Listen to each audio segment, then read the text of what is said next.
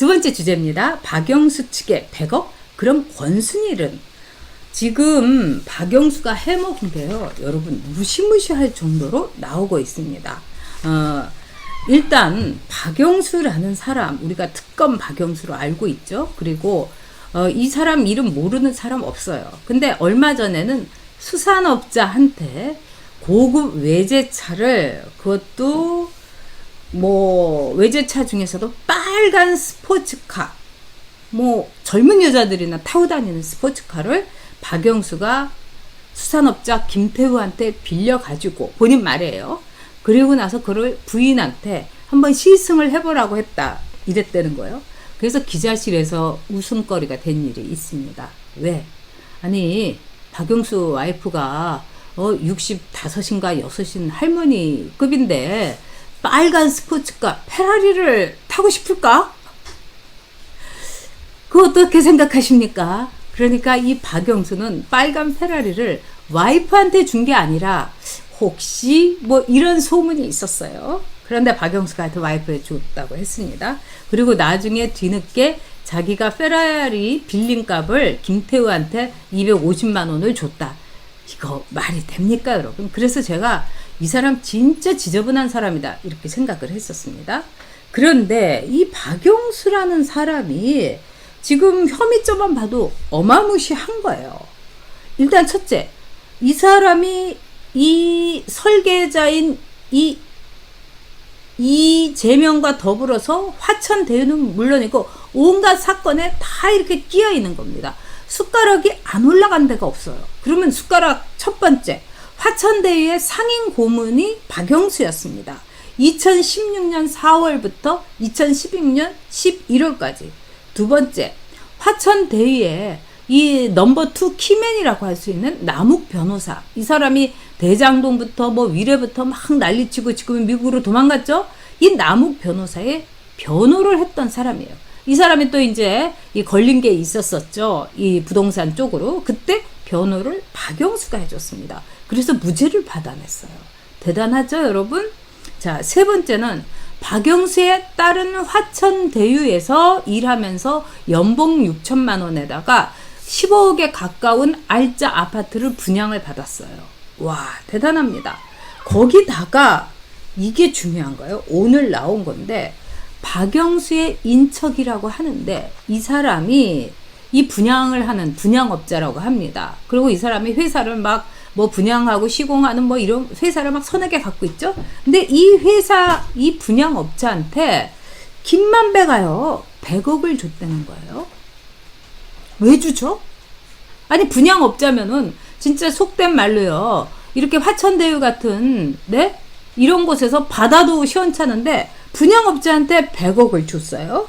그리고 박영수의 아들이 이 분양업자, 먼 친척이라고 하는 이 분양업자의 회사에서 또 일을 하고 있었던 겁니다. 딸은 화천대유에, 아들은 그 분양업자의 사무실에. 너무 웃기는 얘기죠. 자, 이 박영수는요, 국정농단의 특검으로서 얼마 전에 그만둘 때까지 쭉 특검의 박영수 특임검사 이런 타이틀을 달고서 정말 호가호위를 한 겁니다. 그런데 박영수의 먼 친척이라고, 박영수는 너무너무 먼 사람이라서 나하고는 뭐 이 관계도 없고 뭐 얘기한 적도 없다. 이 사람이 이모 씨라는 사람이에요. 박영수의 아들이 이모 씨의 회사에도 있었고 이 이모 씨한테 김만배가 100억을 준 거예요. 100만 원을 준 것도 아니고 여러분 100억을 준 거예요. 그러면서 이 사람이 말하자면은 대장동 아파트의 모든 걸 싹쓸이를 합니다. 아주 알짜로요. 100억을 받고 싹쓸이까지 하고 노른자이까지 이 분양업자가 싹 받아 챙기고, 여러분 세상에 이런 일이 이게 말이 됩니까?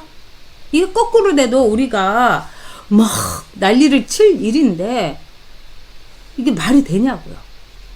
그렇다면은 박영수는요 엄청난 일을 한 거죠. 자, 이 분양업자는 화천대유에 직접 시행 그 5개 블럭에서 아주 특수한 아주 알짜 중에 알짜를 싹쓸이를 했어요.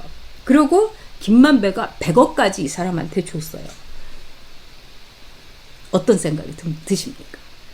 이게 이모라는 뭐 분양업자한테 분양 알짜 몰아주고 싹쓸이 시켜주고 김만배가 줬을까요? 박영수한테 보험을 들었는데 그 보험이라는 건 어마무시한 보험이었던 거죠. 보통요, 자금 흐름을 보면 여러분들, 사람들이 참 돈에 대해서는 인간을 못 믿어요. 그래서 차명 계좌라든가 또는 이렇게 다 보면은 친인척 관계만 싹 뒤지면 금방 나옵니다. 그래서 검찰에서 제일 쉬운 게 이 자금 추적하는 거예요. 어떻게 보면.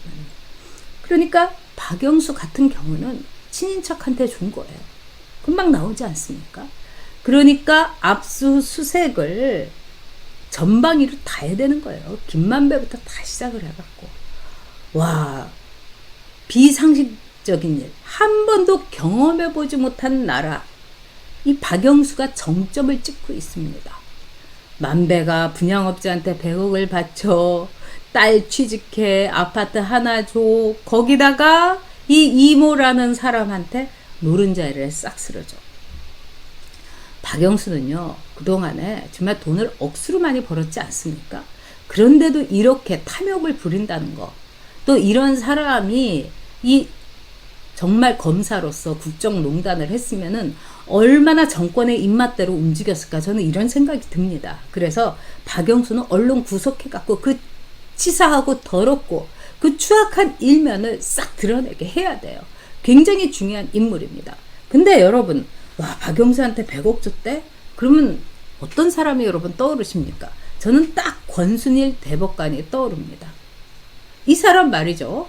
대법관 했죠. 거기다가 선거관리위원장 했죠. 그리고 무엇보다도 자신이 주심이 아닌데도 불구하고 이재명의 이른바 허위사실 공표에 그거를 전원합의체로 만들어버린 거예요. 주심하고 부심하고 한 3명이 정할 일을 이거는 너무 중요하니까 우리가 다 같이 의논을 해야 된다 이러면서 전원이 합의가 되는 그거를 그 이재명의 생사 여탈권을 우리 대법원에서 우리 다 같이 하자 이래갖고 대법원 판사를 다 부른 거예요.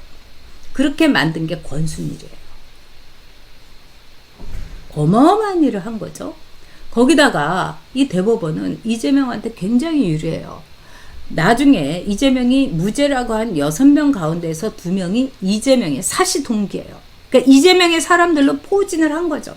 그리고 만배는 수시로 이발을 한다. 내지는 그 밑에 그 대검 직원을 만나러 간다. 이러면서 대검을 그 풀빵구리처럼 드나든 거예요. 검찰 출입을 했던 사람들이 뭐 아니더라도 다 압니다만 대검에 가서 취재할 일은 없어요. 대검에서는 뉴스가 안 나옵니다. 근데 기자신분으로 그렇게 갔다는 거죠. 뭐겠어요, 여러분. 권순일이 이재명의 모가지가 날아갈 수 있는 걸 붙여준 거예요. 그러면 권순일한테는 얼마나 대단한 일을 했을까? 저는 권순일이도 구속하고, 아니 대법원장도 구속했는데 뭐 전 대법관을 왜 구속을 못합니까?